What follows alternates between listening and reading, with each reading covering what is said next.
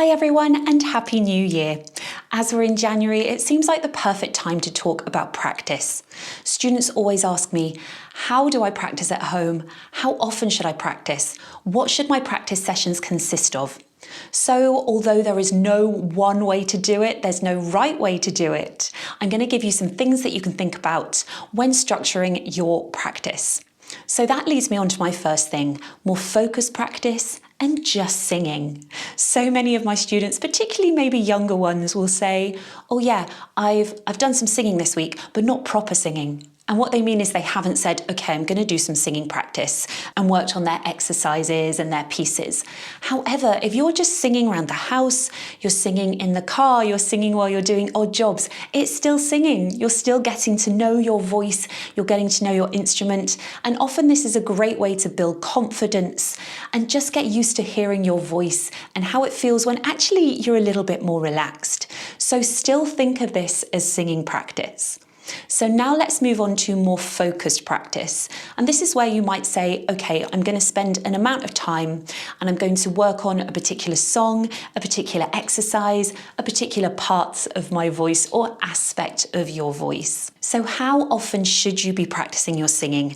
And this really just depends on how much time you're able to commit to practice. One tip I'm confident saying is don't try and just do it all at once. Don't say I'm going to do 30 minutes every day for a week, because it's likely that it won't happen if you're busy. Start small with what feels easy and manageable for you. It might be 10 minutes every day. It might be 20 minutes every other day. It might be 1 hour a week. Often, little and often can be better because you're starting to build up your instrument and you can then increase it. But it's really what works for you, particularly as an adult. It's much harder to find the time to practice. Schedule it into your diary and into your day and just say, okay, that's going to be my practice time for this week. See how it goes. If it's great, do it again next week or maybe start to increase it. And don't beat yourself up if you miss a practice session. So what should your practice sessions consist of and how do we practice? So really we tend to think about technical exercises, warm-ups and repertoire. Now, sometimes you don't need to do a long warm-up. If you've been singing around the house, you've been moving a lot, you just don't need to. Other times you will need to.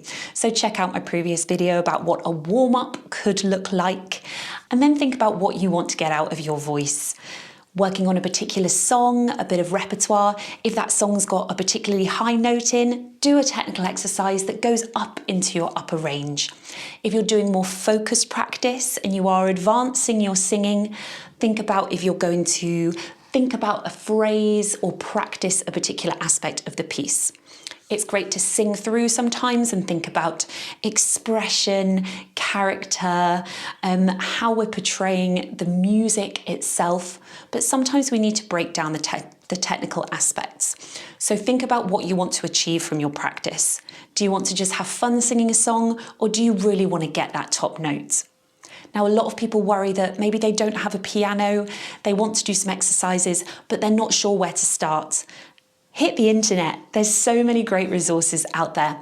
I've got some basic piano tracks on my website, which I'll link to in the description box below.